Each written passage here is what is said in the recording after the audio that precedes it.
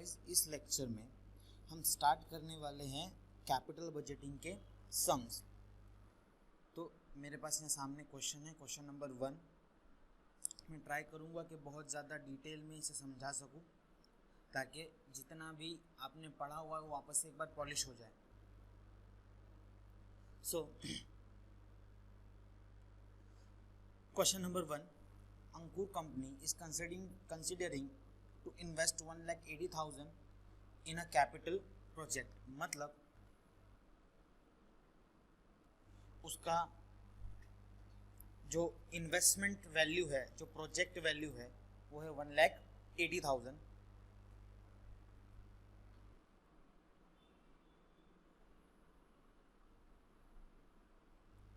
मतलब हमारा आउटफ्लो कितना होगा 1,80,000। आज 1,80,000 रुपया हमारे जेब से जाएगा। The expected annual income after depreciation but before tax, after depreciation before tax का मतलब क्या होता है? इसका मतलब होता है कि ये जो टैक्स है, ये जो प्रॉफिट दिया हुआ है, ये डेप्रिसिएशन मतलब घसारा और टैक्स मतलब कर, ये दोनों के पहले का है। तो इसी से सबसे पहले हम ये समझ लेते हैं कि प्रॉफिट कितने टाइप्स के होते हैं।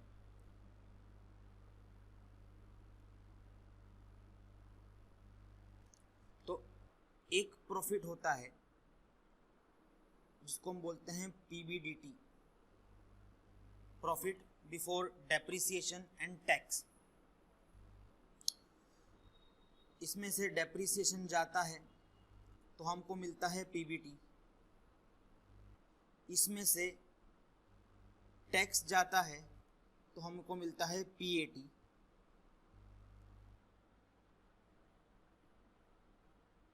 और जब हम इसमें डेप्रिसिएशन प्लस कर देते हैं तो हमको मिलता है कैश फ्लो। अब क्वेश्चन में ये आइडेंटिफाई करना बहुत ज़्यादा ज़रूरी है कि हमें जो दिया है वो क्या दिया है। वो PBDT दिया है, PBT दिया है, पैट दिया है कि डायरेक्ट कैश फ्लो दिया है। तो एक बात ध्यान रखना, ये हम यहाँ जो डेप्रिसिएशन है ये हम यहाँ पर प्लस इसीलिए करते हैं ताकि हमें टैक्स का बेनिफिट मिले। सर टैक्स का बेनिफिट मतलब समझे नहीं हम, मैं समझाता हूँ। अगर अजम्पशन कि PBDT हमारे पास 100 रुपया है, डेप्रिसिएशन 20 रुपया, तो माइनस होके PBT आएगा 80 रुपीज़। अगर हम टैक्स 50% गिन लें, अगर हम टैक्स 50% गिन लें तो 50% अगर हम मान लें तो हमें यहाँ पर टैक्स देना पड़ेगा 40। तो हमारा जो पैट आएगा वो आएगा 40। 40 में 80 में से 40 जाएगा तो 40 बच जाएगा। अब वापस से हम ये डेप्रिसिएशन जो है वो यहाँ पर प्लस कर देंगे 20, और हमारा जो कैश फ्लो हो गया वो हो गया 60 रुपीज़। अब समझने वाली बात ये है कि हमने यहाँ पर इस 20 को माइनस किया और फिर बाद में 20 को प्लस किया। तो ऐसा क्यों किया? अब बात समझो। अगर हम यहाँ पर, अब बहुत सारे स्टूडेंट का क्वेश्चन ये आता है कि सर अगर डेप्रिसिएशन को प्लस ही करना था लास्ट में यहाँ पर ये वाला, तो माइनस क्यों किया? फिर माइनस करते ही नहीं। तो हम उस स्टूडेंट के पर्सपेक्टिव से भी जाके देखते हैं कि एक्चुअली में इफेक्ट क्या आ रहा है। तो अगर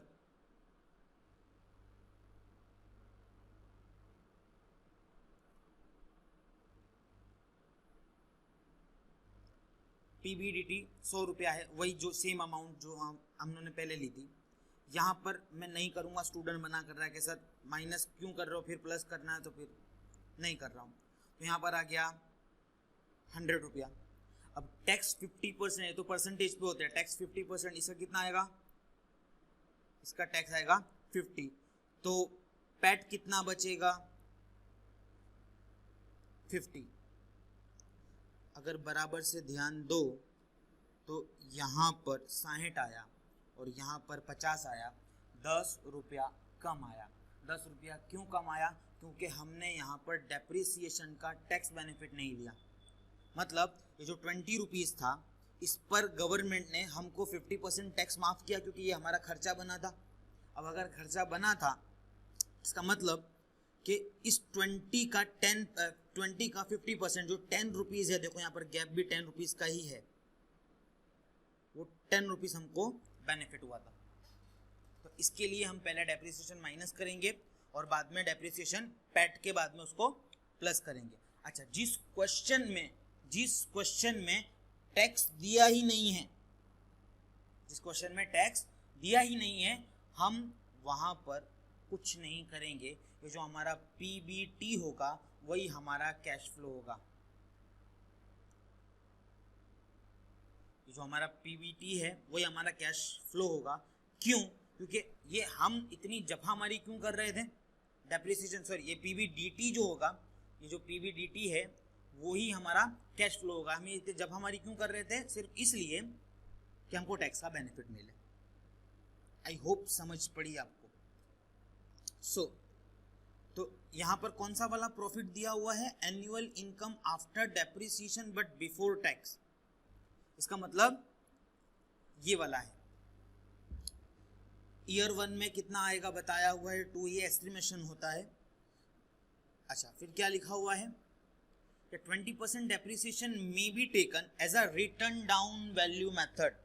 रिटर्न डाउन वैल्यू मेथड, अब आप सबको पता है 2 तरह की मेथड होती है डेप्रिसिएशन की, एक होती है रिटर्न डाउन वैल्यू मेथड और एक होती है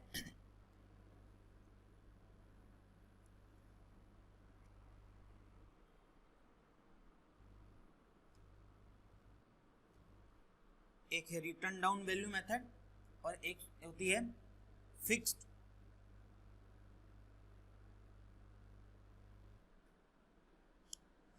और दूसरी होती है स्ट्रेट लाइन मेथड। गुजराती में घटती जती बाकीनी રીત અને સીધી લીટીની પદ્ધતિ। तो यहाँ पर घटती जती नहीं बाकी है। Next, the company required rate of return is 10%। Required rate of return is 10%। अब इसका मतलब क्या होता है, इसके बहुत सारे दूसरे नाम हैं। कभी इसको हम डिस्काउंटिंग फैक्टर बोलेंगे, कभी रिक्वायर्ड रेट ऑफ रिटर्न बोलेंगे, कभी रेट ऑन इन्वेस्टमेंट बोलेंगे। अलग अलग जगह पर ये यूज होगा। इसका मतलब क्या, minimum required rate of return भी बोलते हैं कोई। का मतलब ये है कि कंपनी को कम से कम 10% तो कमाना ही है, बिकॉज उसका खर्चा ही इतना है।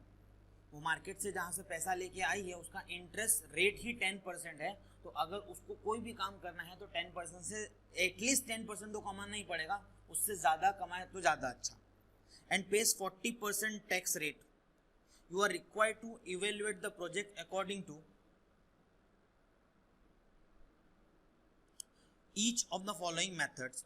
अब मेथड्स में क्या क्या दिया हुआ है हमारे पास, payback, return on original investment, return on average investment, net present value, profitability index. इसका मतलब ऑलमोस्ट सब आ गया, सिर्फ एक रह गया, वो क्या है, IRR। हम इसको भी इसमें कवर कर लेंगे। सो स्टार्ट करें। सबसे पहले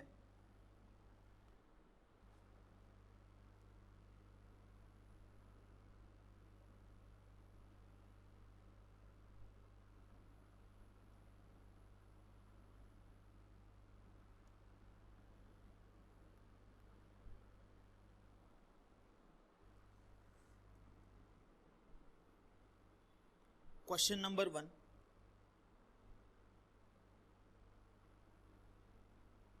अंकुर। अब अगर हम क्वेश्चन देखें,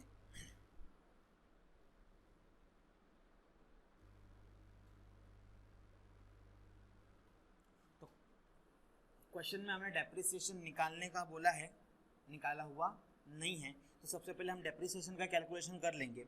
सो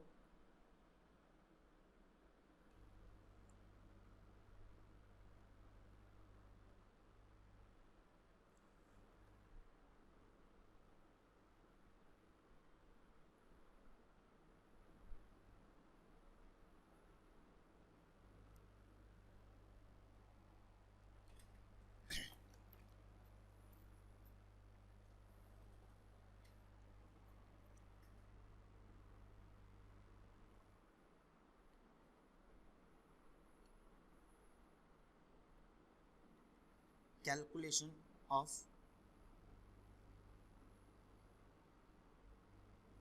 depreciation, इसमें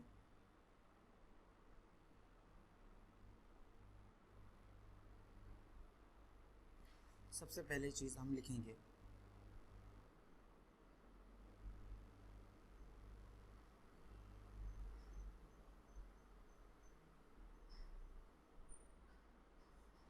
वैल्यू ऑफ प्रोजेक्ट। क्यों, प्रोजेक्ट कितने का है, तो प्रोजेक्ट है 1,80,000 का। जब हम उसको खरीद के लाएंगे तो कितने में लाएंगे, 1,80,000।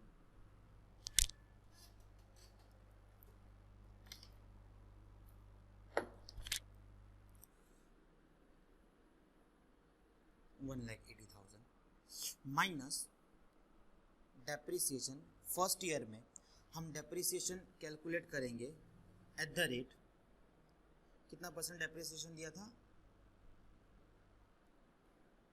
20% डेप्रिसिएशन, राइट। तो 20% डेप्रिसिएशन, तो ये हमारा हो जाएगा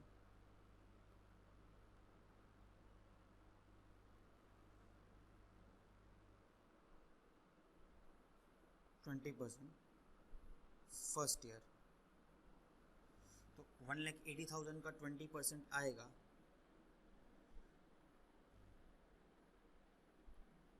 36,000। इसको हम माइनस में कर देंगे तो हमारे पास जो वैल्यू बचेगी वो बचेगी 1,44,000, ठीक है, फर्स्ट ईयर के एंडिंग में। वैसे ही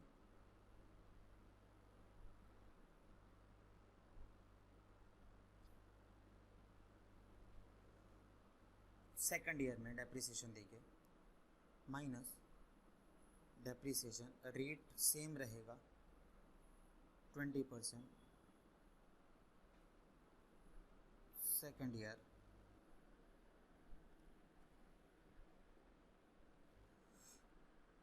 1,44,000,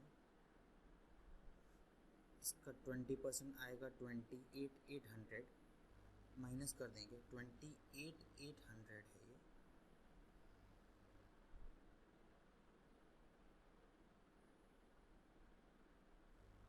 ये, माइनस हो जाएगा ये यहाँ से, और वैल्यू आएगी 1,15,200। फिर हम डेप्रिसिएशन देंगे एट द रेट 20%,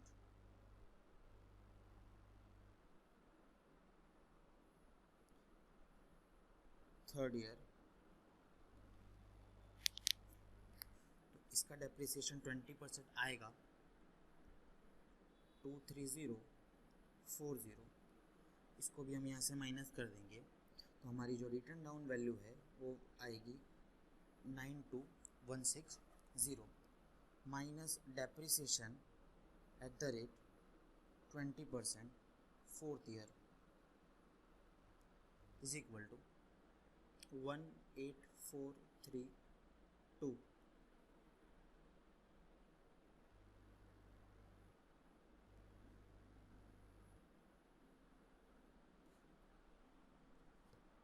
तो हमारी यहाँ पर वैल्यू आएगी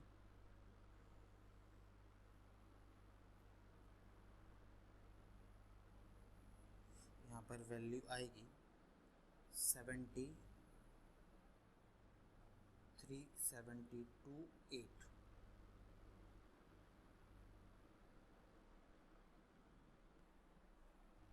इतना करने के बाद हम टेबल बनाएंगे, table showing present value.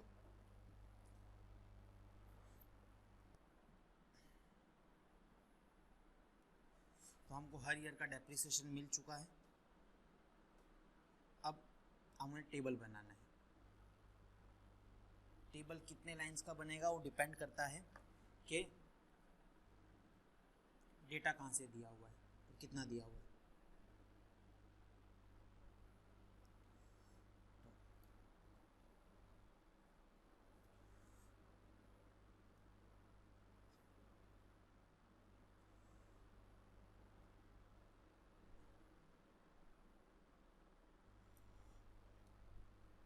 Year PBT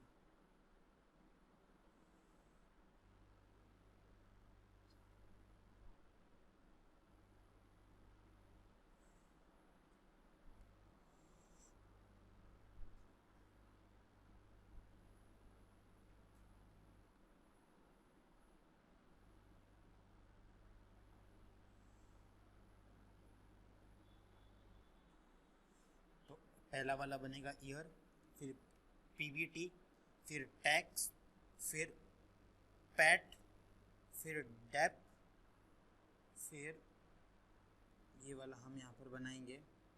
depreciation के बाद बनेगा कैश फ्लो,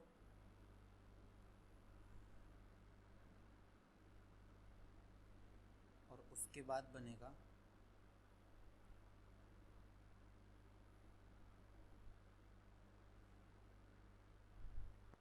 प्रेजेंट वैल्यू, और लास्ट में जो बच गया है वो आएगा प्रेजेंट वैल्यू। ठीक है, तो हम फटाफट से स्टार्ट करते हैं।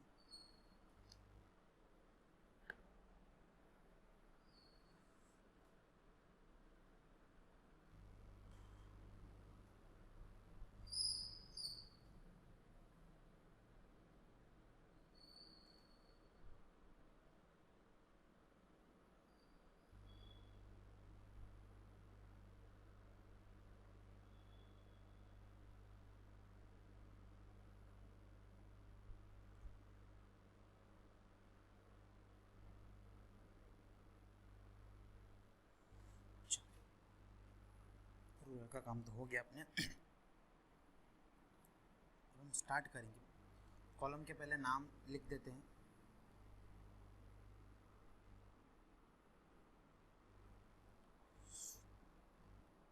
जो पहला कॉलम है वो हमेशा ईयर का बनेगा,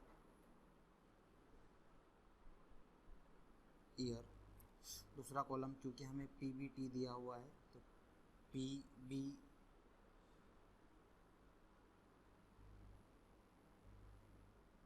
टी दिया हुआ है,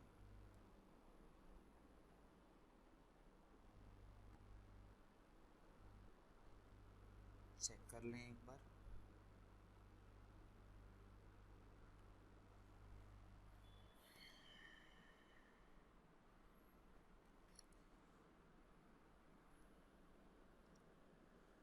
income after depreciation but before tax. इसका मतलब आफ्टर डेप्रिसिएशन के बाद, डेप्रिसिएशन के बाद लेकिन टैक्स के पहले, मतलब ये वाला प्रॉफिट हो गया, पीबीटी दिया हुआ है, बराबर है। तो पीबीटी, उसके बाद आएगा, पीबीटी के बाद हम लेंगे टैक्स, जो हमको क्वेश्चन में स्पेसिफाइड है कितना लेना है, 40%। उसके बाद आएगा पैट, उसके बाद हम वापस से लिखेंगे डेप्रिसिएशन,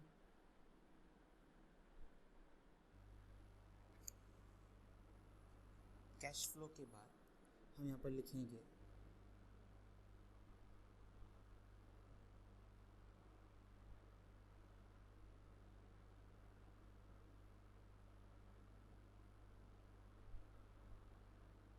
प्रेजेंट वैल्यू ऑफ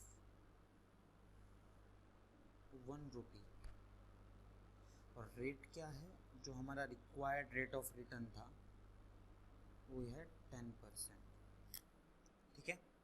और फिर यहाँ पर आएगा प्रेजेंट वैल्यू।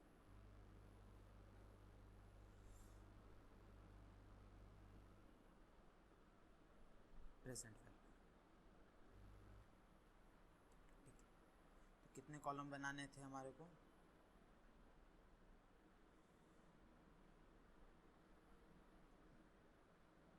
ईयर, टीबीटी, उसमें से हम टैक्स माइनस करने वाले हैं, फिर जो आएगा वो पैट आएगा, उसमें से उसमें डेप्रिसिएशन प्लस कर देंगे तो कैश फ्लो आएगा, फिर प्रेजेंट वैल्यू अलग से निकालेंगे और उसके बाद कैश फ्लो और प्रेजेंट वैल्यू को मल्टीप्लाई करके उसकी प्रेजेंट वैल्यू निकाल लेंगे, ठीक है। इसको हम डिस्काउंटिंग फैक्टर भी बोलते हैं।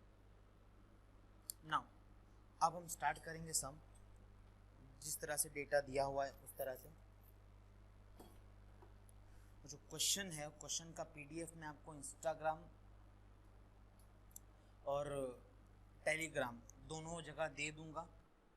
ज़्यादा बेहतर रहेगा कि टेलीग्राम के चैनल से आप ले लें, मैं डाल दूंगा उसको नीचे डिस्क्रिप्शन में, आपको लिंक भी मिल जाएगा उसका, तो वहाँ से जाके आप डाउनलोड कर लीजिएगा उसे।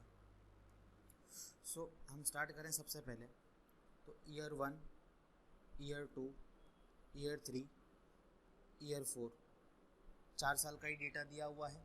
पहले साल का डेटा है 90,000, दूसरे साल में 72,000, तीसरे साल में 54,000 और लास्ट ईयर में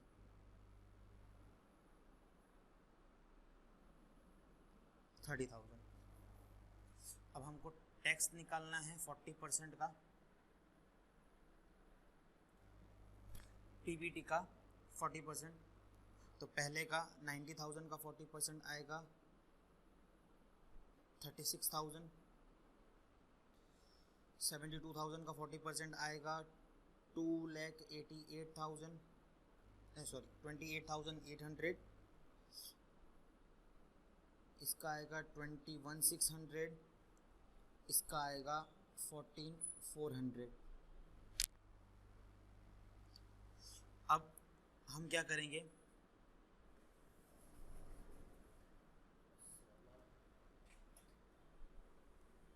हम ये जो सेकंड वाला कॉलम है और ये जो थर्ड वाला कॉलम है, ये पैट कैसे लाएंगे? हम लाएंगे सेकंड में से थर्ड को माइनस कर देंगे, मीन्स 90,000 माइनस 36,000, तो हमारा जो पैट निकल कर आएगा वो पहले साल के लिए आएगा 54,000,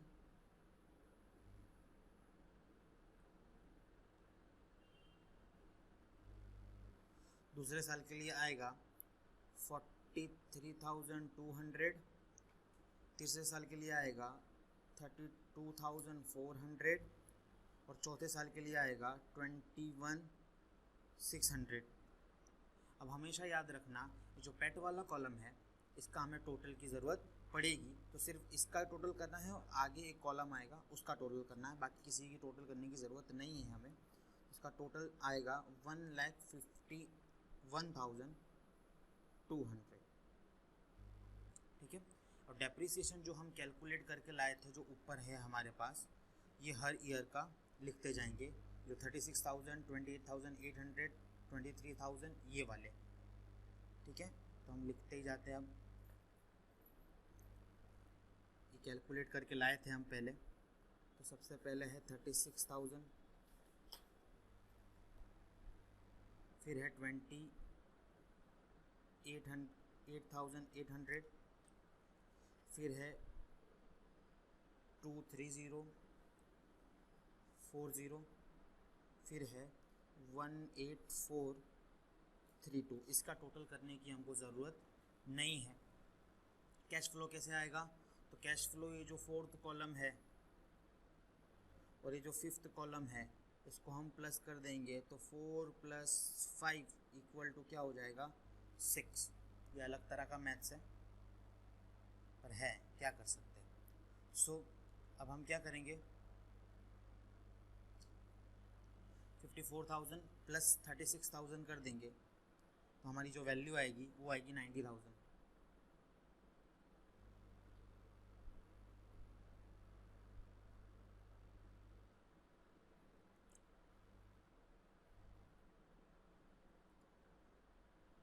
$90,000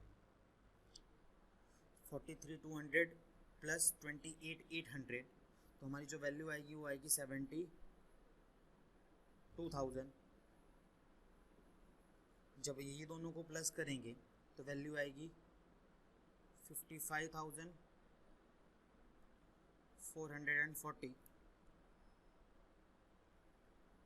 और जब इसको प्लस करेंगे तो वैल्यू आएगी 400,32। अब सबसे ज़्यादा प्रॉब्लम यहाँ आती है, क्या है, present value of 1 rupee eight the rate 10%। अक्सर क्वेश्चन में ये दिया होता है, प्रोवाइडेड होता है, बट मैंने मेरी बुक में नहीं दिया है। उसका कारण ये है, उसका रीज़न ये है कि मैं ये चाहता हूँ कि बच्चा जो स्टूडेंट है वो खुद से ये निकालना सीखे। तो कैसे खुद से निकालेंगे वो बता देता हूँ मैं। अपना कैलकुलेटर लीजिए, कैलकुलेटर में सबसे पहले लिखना है 1। डिस्काउंटिंग फैक्टर कैसे निकालते हैं वो बता रहा हूँ।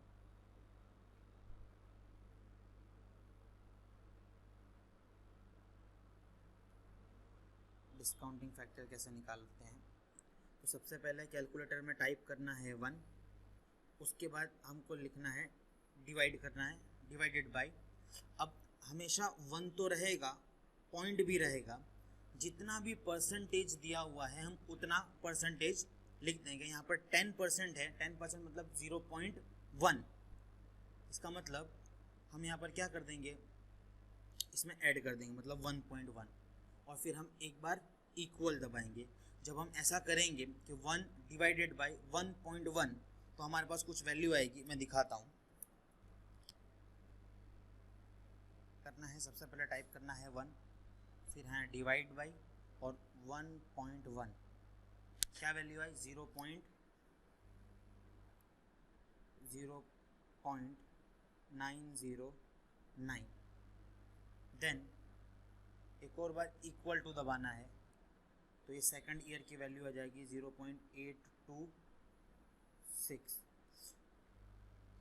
फिर हमें एक बार इक्वल दबाना है तो हमारे पास थर्ड ईयर की वैल्यू आ जाएगी 751, और फिर हमें एक बार इक्वल टू प्रेस करना है तो 0.683। ठीक है, तो क्या करना है, एक बार वापस से, एक्चुअली एग्ज़ाम में दिया होता है बट एक अटेम्प्ट में last to last year discounting factor दिए ही नहीं थे। बहुत सारे बच्चों का इसमें बहुत ज़्यादा नुकसान हुआ, इसके लिए जानना ज़रूरी है। 1 divided by 1.1 equal to first year, वापस से 1 divided by 1.1 equal to first year, equal to second year, फिर इक्वल टू थर्ड ईयर, और फिर इक्वल टू तो फोर्थ ईयर। अगर मान लो यहाँ पर 20% दिया होता, यहाँ पर जो रेट है वो 20% दिया होता, तो हम क्या करते, 1 डिवाइडेड बाई 1.2 कर देते, क्योंकि 20 मतलब 0.2, तो 1 प्लस 0.2 इज इक्वल टू 1.2। ठीक है, तो हमारे पास तीनों वैल्यू आ गई है, हम फटाफट लिख देते हैं।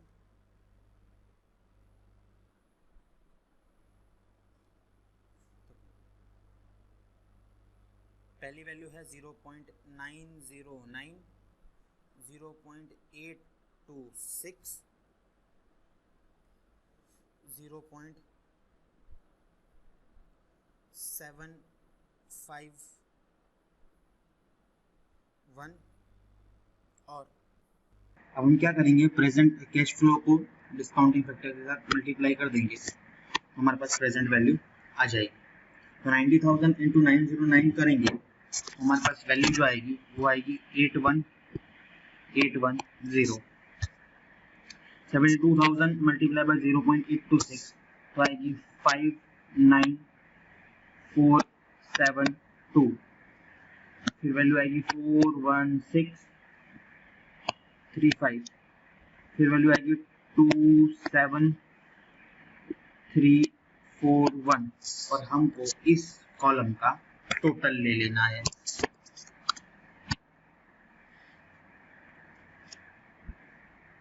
इसका टोटल आ रहा है 210258। बस इसके बाद सम में ज्यादा टाइम नहीं लगने वाला।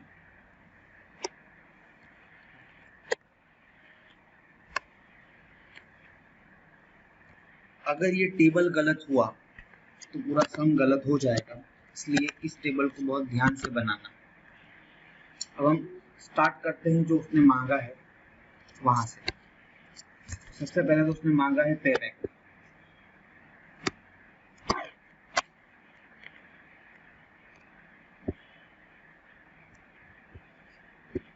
परत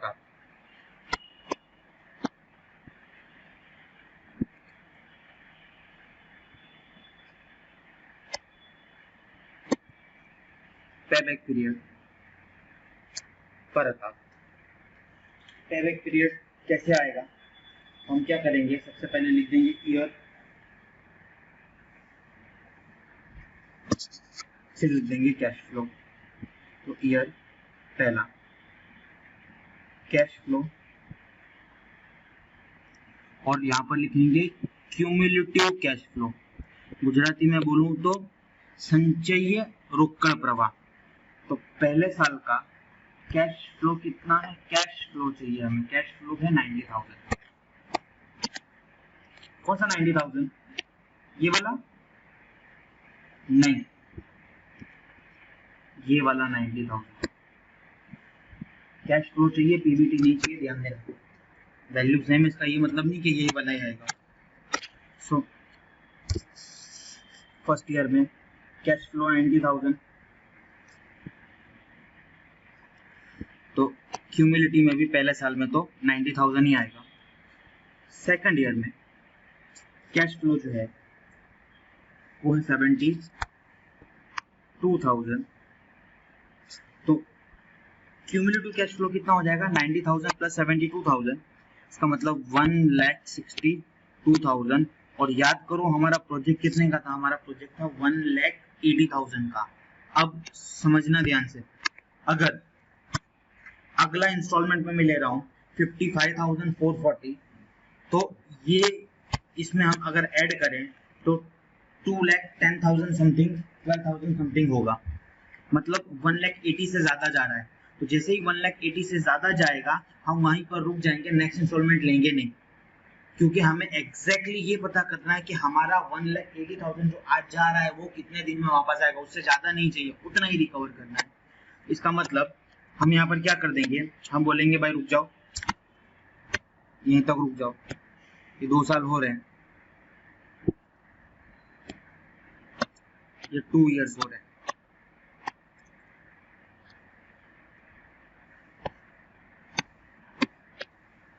टू इयर्स तक रुक जाओ। अगली चीज जो करनी है वो बहुत ध्यान देना कि समझना, हमें टोटल 1,80,000 रुपीज रिकवर करने थे, उसमें से कितना रिकवर हो चुका है, 1,62,000 रिकवर हो चुका है। तो बच कितना गया, तो बच गया है हमारा 18,000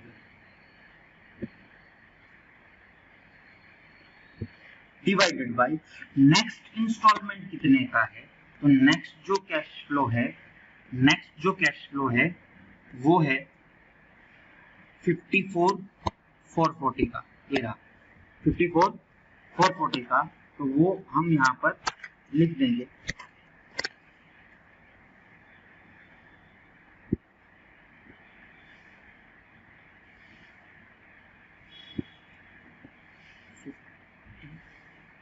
फाइव 440, ठीक है। और जो भी वैल्यू आएगी 18,000 डिवाइडेड बाई 55 440, तो 2 इयर्स प्लस जो वैल्यू आ रही है, वैल्यू है 0.32, तो हमारा पेबैक पीरियड आएगा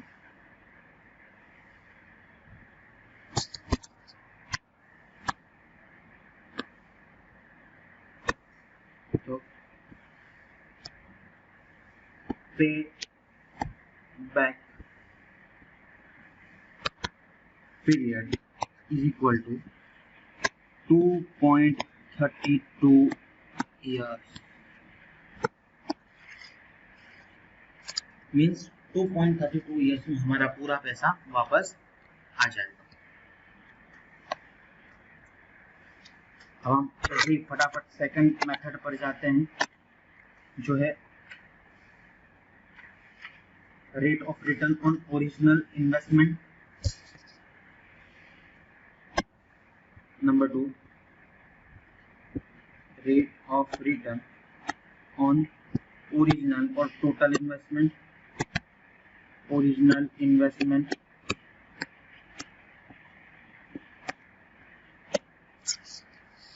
अब इसमें इसका फॉर्मूला है average profit divided by total investment या original investment, original investment into 100। हाँ, अब हम क्या करेंगे, एवरेज प्रॉफिट लेंगे। अब प्रॉफिट एवरेज समझना, प्रॉफिट मींस यहाँ पर प्रॉफिट का मतलब होता है टैक्स, प्रॉफिट आफ्टर टैक्स। तो टोटल प्रॉफिट कितना आएगा 1,51,200। हमको एवरेज चाहिए, हमको एवरेज चाहिए, हमको एवरेज चाहिए। तो हम क्या करेंगे, जितने भी साल का प्रॉफिट है उससे डिवाइड कर देंगे। इसका मतलब कि इसके लिए मैं नोट नंबर 1 बना रहा हूँ। Note number 1,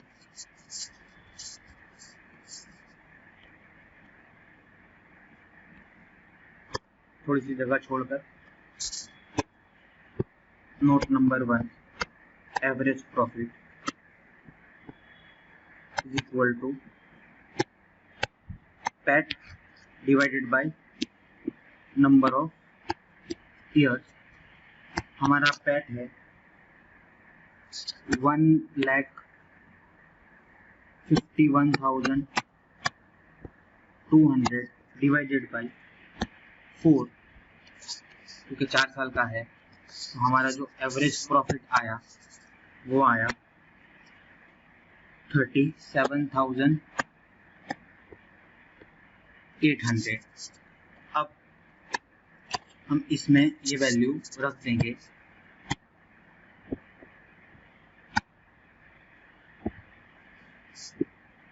$37,800 divided by original investment. कितना इन्वेस्टमेंट करने वाले थे हम, 1,80,000 इंटू 100। तो हमारा आंसर क्या आया, हमारा आंसर आया 21%।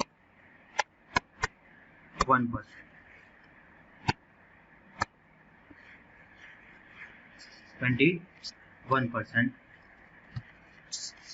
दूसरी चीज,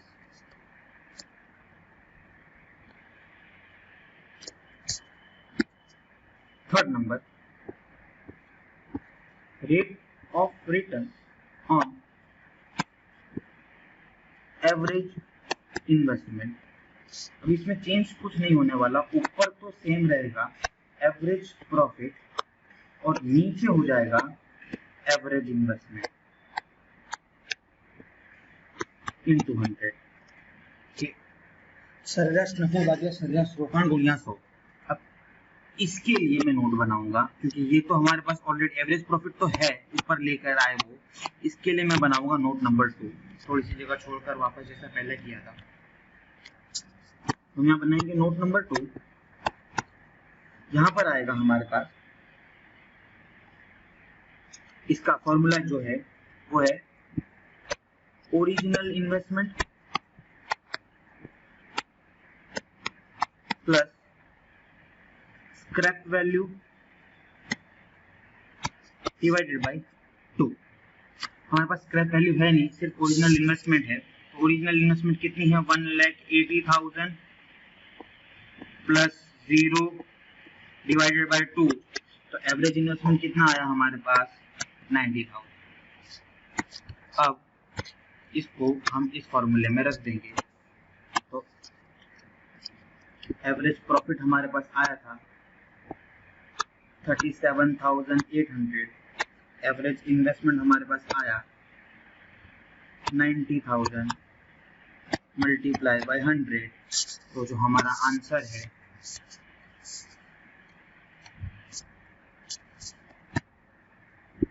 आंसर आया 42%।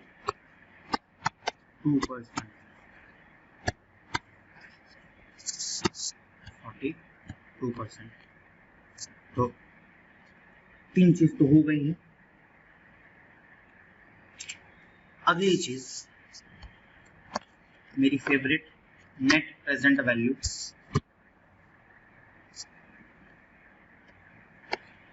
एनपीवी चौखी वर्तमान मूल्य।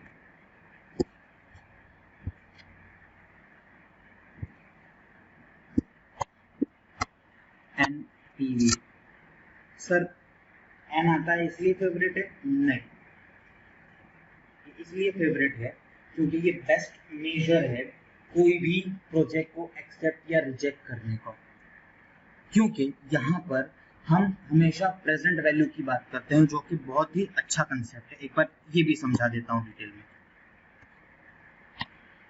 जो बीकॉम वाले हैं शायद उन्होंने पढ़ा नहीं पढ़ा पता नहीं, बट एमकॉम वालों को ये पढ़ना बहुत ज़्यादा ज़रूरी है कि ये कंसेप्ट पूरा है क्या। क्योंकि इसके बाद अगर वो कहीं जॉब में जाते हैं और उनको ऐसा कोई प्रोजेक्ट एक्सेप्ट करने की बात आती है तो वो ये चीज़ ध्यान में रखनी पड़ेगी। अभी जो कैश फ्लो का कॉलम है यहाँ पर ध्यान देना कि कैश फ्लो फर्स्ट ईयर में कितना आने वाला है? 90,000। बट उसकी प्रेजेंट वैल्यू कितनी है? 88,110। अभी है क्या एक्चुअली, तो समझाता हूं मैं कि ये जो पैसा आने वाला है 90,000 वो हमें आएगा 1 साल के बाद। अभी नहीं, कब आएगा? 1 साल के बाद। लेकिन अगर मुझे वो पैसा आज चाहिए हो तो कितना मिलेगा? तो मिलेगा 81,810। तो जब हमने जो रेट ऑफ रिटर्न निकाला जो 21% और 42% आया था वो पैट पर निकाला, और पैट में हमने डिस्काउंटिंग फैक्टर का कोई भी इफेक्ट दिया नहीं था। इसलिए जो एलटीवी है वो बेस्ट मेजर इसीलिए है कि यहाँ पर हम इंटरेस्ट को अलग निकाल देते हैं और हम फिर पता करते हैं कि भाई हाँ क्या ये प्रोजेक्ट एक्सेप्ट करना चाहिए कि नहीं करना चाहिए। अब 81,810 का मतलब क्या है कि अगर मैं ये पैसा आज ले लूं और 1 साल के लिए ये पैसे को 10% किसी को इंटरेस्ट पे दे दूं तो वो 1 साल के बाद 90,000 पे आ जाएगा। वो 1 साल के बाद 90,000 पर आ जाएगा। ये जो 72,000 है सेकंड ईयर का, ये मुझे आज नहीं मिलेगा, ये 2 साल के बाद मिलेगा। अगर वो आज मिलता होता तो कितना मिलेगा? 59,472। ठीक है। वैसे ही इस टोटल प्रोजेक्ट में से जो हमको इनकम आएगी उसकी प्रेजेंट वैल्यू कितनी है? 2,10,258। सो हम स्टार्ट करें नेट प्रेजेंट वैल्यू। इसका फॉर्मूला बहुत ही ज्यादा आसान,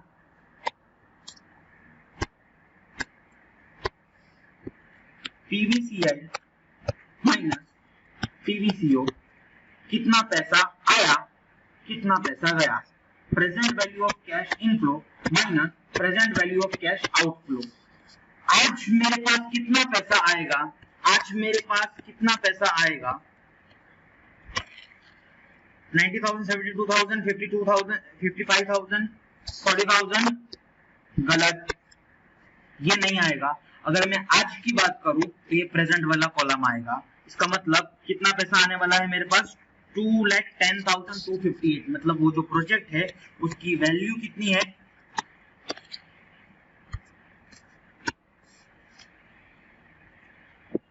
2,10,258 मेरे पास आएगा। मेरे पास से जाएगा कितना, तो सर जितने का प्रोजेक्ट है, कितने का प्रोजेक्ट है, 1,80,000। एनपीवी नेट प्रेजेंट वैल्यू अगर प्लस में आई है तो हम इस प्रोजेक्ट को क्या करेंगे, एक्सेप्ट करेंगे। क्या करेंगे, एक्सेप्ट करेंगे। और इसकी वैल्यू आई है 30,258, वो भी पॉजिटिव है। तो प्रेजेंट वैल्यू प्लस में है, इसीलिए हम इस प्रोजेक्ट को एक्सेप्ट करेंगे, क्योंकि 1,80,000 की चीज 1,80,000 की, सॉरी 2,10,258 की चीज 1,80,000 में हमको मिल रही है। इसके बाद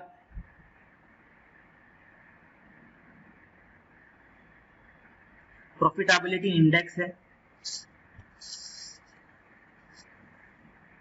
उसका फॉर्मूला और ज्यादा इजी,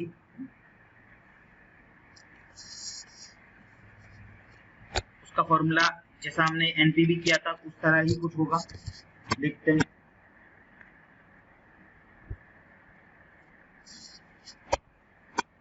प्रॉफिटेबिलिटी इंडेक्स, उसका फॉर्मूला है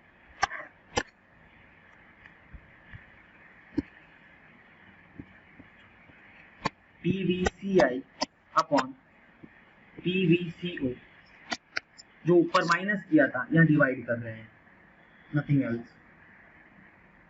तो वैल्यू 2,10,258 डिवाइडेड बाई 1,80,000। नाउ जो वैल्यू आई है वो है 1.17। लास्ट एक चीज है IRR, जो इस वीडियो में नहीं, नेक्स्ट वीडियो में मैं उसका कंसेप्ट भी लूंगा, एग्जाम भी लूंगा। ये वीडियो ऑलरेडी बहुत ज्यादा लंबा हो चुका है। आई होप गाइस समझ पड़ी हो। अगर कुछ डाउट हो नीचे कमेंट सेक्शन में लिख दीजिएगा। अगर इसका जो क्वेश्चन का प्रिंट आउट चाहिए, PDF चाहिए, तो आप इंस्टाग्राम से ले लीजिएगा और अपने सारे बीकॉम और एमकॉम के स्टूडेंट जितने भी एग्जाम देने वाले हैं उन तक ये वीडियो शेयर कीजिए, ताकि उनका भी जो स्टडी है वो पॉलिश हो जाएगा। और जिन्होंने नहीं पढ़ा कुछ भी, जो इस आशा में थे कि कोरोना हमको बचा लेगा, एटलीस्ट जान नहीं तो एग्जाम से तो बचा लेगा, तो उनको भी भेजो ताकि वो पढ़ सके और उन्हें पता चल सके कि हाँ अपने सिलेबस में ये कैपिटल बजटिंग नाम का भी कोई चैप्टर है। सो गाइस इतना रखते हैं, बाकी का नेक्स्ट वीडियो।